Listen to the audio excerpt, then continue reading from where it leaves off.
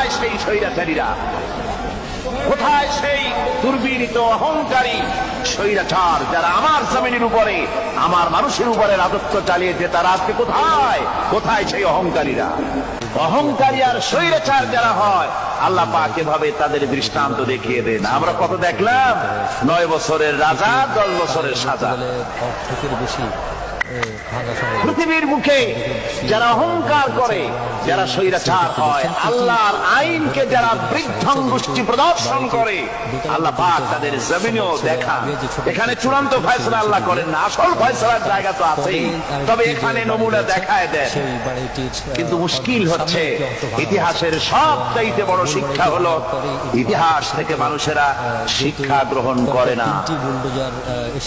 একজনে যে কাম করে বিপদে পড়ে, আর একজন এসে আবার সেই পথেই অগ্রসর হয়, নিশ্চিত মৃত্যুর পথে।